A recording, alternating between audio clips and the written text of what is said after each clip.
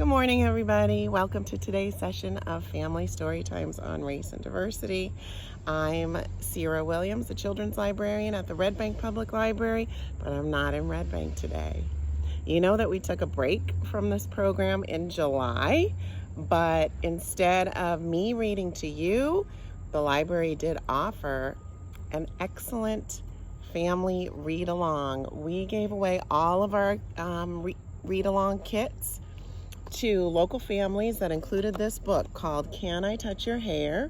Poems of Race, Mistakes, and Friendships by Irene, Latham, and Charles Waters. We also gave you some inspirational bookmarks and stickers and some discussion questions.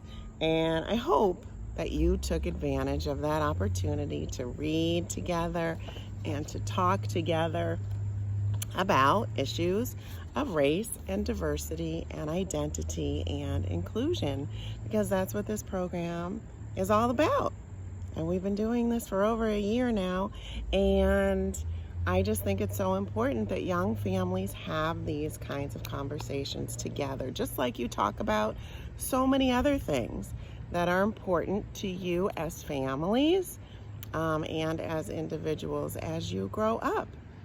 These are things that kids and grown-ups need to be thinking about, like how to take care of your bodies, how to deal with bullies and working with different kinds of people, how important education is, maybe what religion means to you and your family. These are all things that you talk about all the time. You just weave them into everyday conversations, and that's what I want you to be able to do when it comes to race and diversity. So this book is about two classmates who got stuck together doing an assignment. One is a black boy and one is a white girl. And the assignment that they have is to write poems about anything. And what happens is that each page of the book has poems from each kid's perspective about all kinds of things, like shoes, like shopping, like playing on the playground, like hair, all kinds of things that every kid has experiences with. But what you find out is that their experiences are influenced by their race and by the way that they see the world and by the way that they think other people see them. And so at the beginning of the book, they don't want to work with each other. They don't like they don't know each other. Let's put it that way. And they don't think that they're gonna like each other. And they both have ideas of what the other kid is like. But by the end, guess what? You know what? They find a connection and they become friends. And that's what it's all about. So I'm just going to read you. I'm not going to read this book today because many of you read it already. I have another book to read you. I'm going to read you the last page because this ties in to what I'm going to read today. Here's both kids. And the poem is Dear Mrs. Vandenberg. That's the teacher that gave them the assignment. Here we are, still getting used to each other. Our sideways glances turning into high fives and hanging out together during quiet time. We smile when we learn we both like books, but not sports. We nod our heads over cool shoes and colorful laces. Now we see each other as individuals, vegans, horseback riders, readers. We share hurts like being left out at recess and getting into trouble with our parents. Sometimes we say the wrong thing, and sometimes we misunderstand. Now we listen, we ask questions, and we are so much more than black and white. Signed, Irene and Charles. P.S. Hey, Mrs. Vandenberg, what's our next writing project going to be?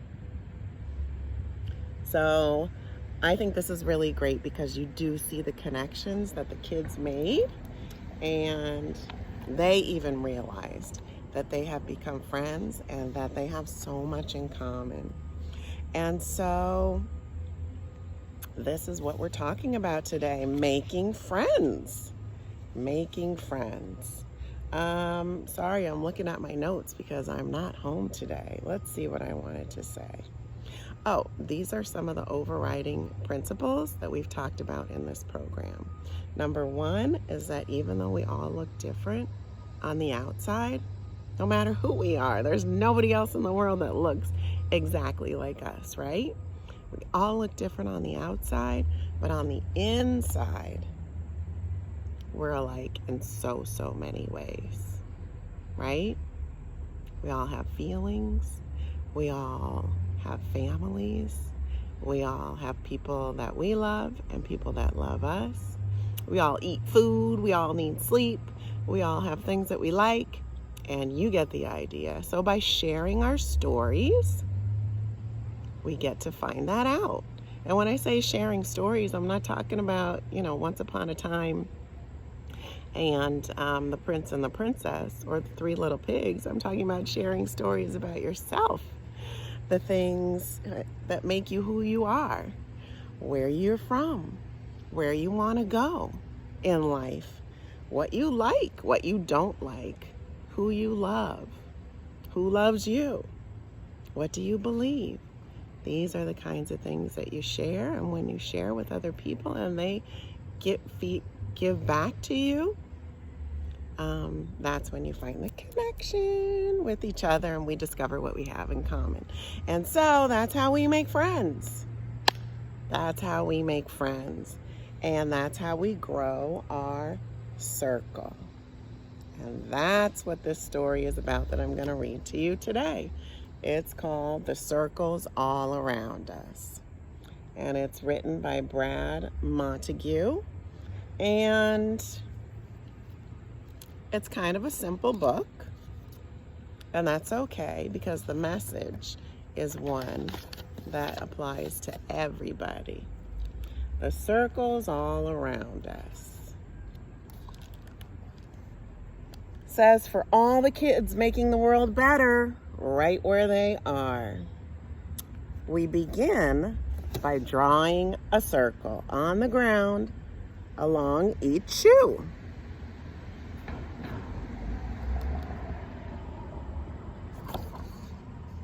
A safe little space for just one person. Nobody in this circle but you. You could keep that circle closed to everyone but yourself, but that would be like a library with just one book on the shelf. So let's draw a bigger circle for you and your family to share. Now you see what all can happen in a circle full of care.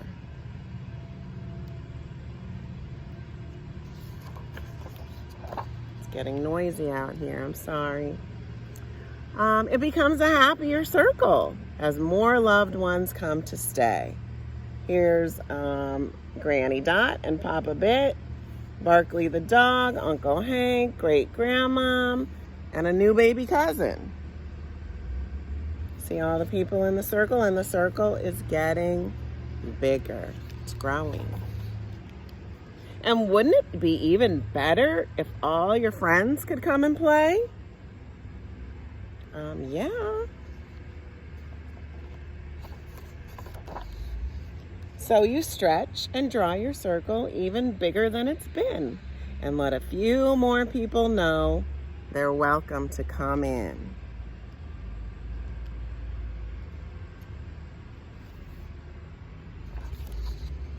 In the circles all around us, everywhere that we all go, there's a difference we can make and a love we all can show. Oh, look who's joining the circle. Somebody on his team. A friend at the post office. Somebody with a garden. Hey, that kind of looks like me. She's a librarian. See that card of books? I want to be in your circle, for sure. Yet there are still so many outside the circle who are different in all they do. Though it feels slightly uncomfortable, See, he's spinning the globe and all of these different languages of people saying hello. Though it feels slightly uncomfortable, we draw a bigger circle for them too. So now we're talking about including people that are very different from you. Maybe they come from a different place in the world, or they speak a different language, or they eat different kinds of foods. Guess what? You don't even have to travel the world to find people like that, right? There's people like that who live in our town, and we can be friends with them. All right, so we grow our circle even more. It doesn't mean the circle is easy. It can get harder the more that we share. She says, I only like singing.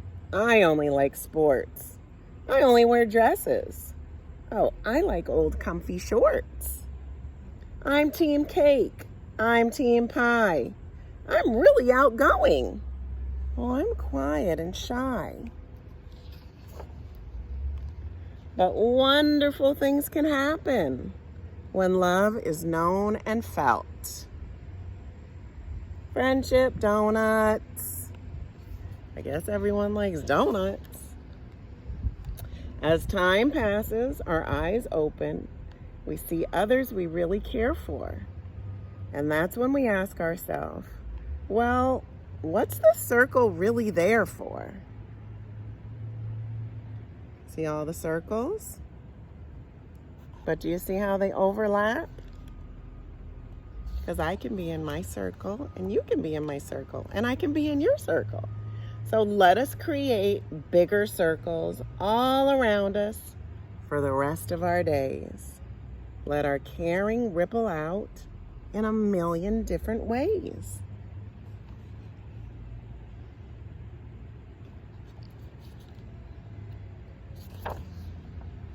In the circles all around us, everywhere that we go, there's a difference we can make and a love we can all show.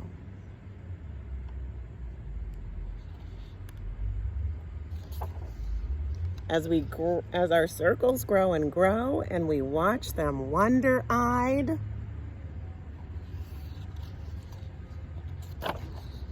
remember the first circle started with just the love you hold inside.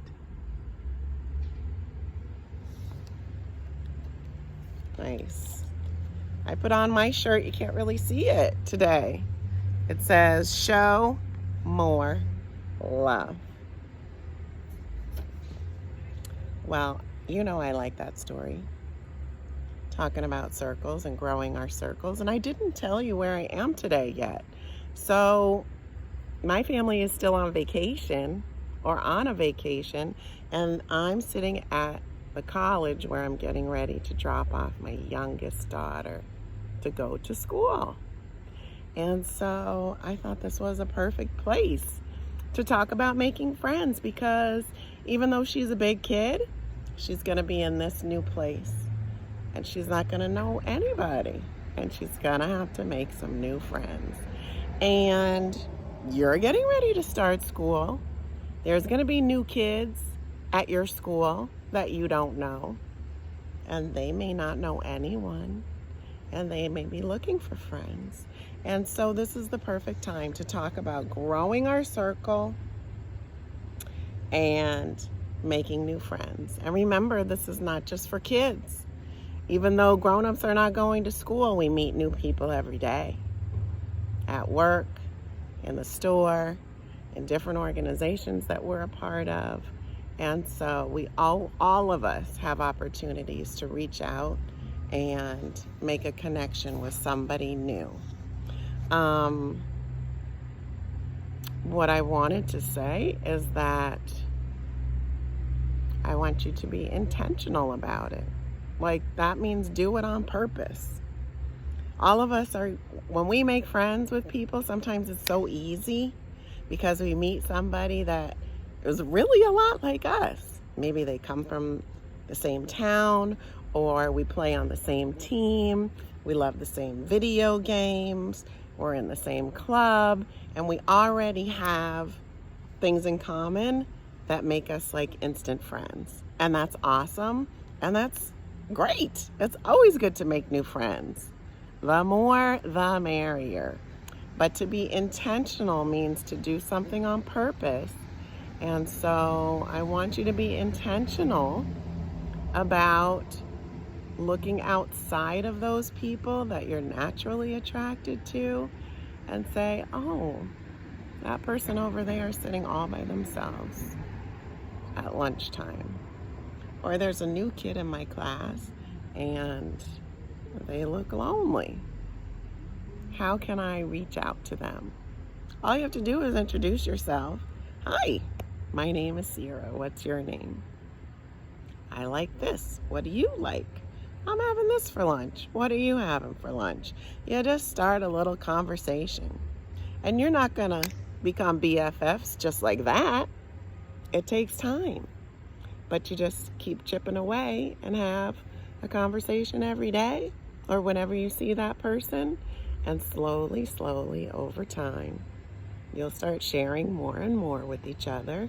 And hopefully you can become friends. At least you make a positive impact on that person. And like I've said before, you set an example for the other people around you who may not be intentional about those things. And they are friends with you and they go, oh, why are you talking to that kid? How do you know that person? Well, I don't, but I want to. So I'm going to go say hi. Want to come with me? And that way, our circles grow and grow.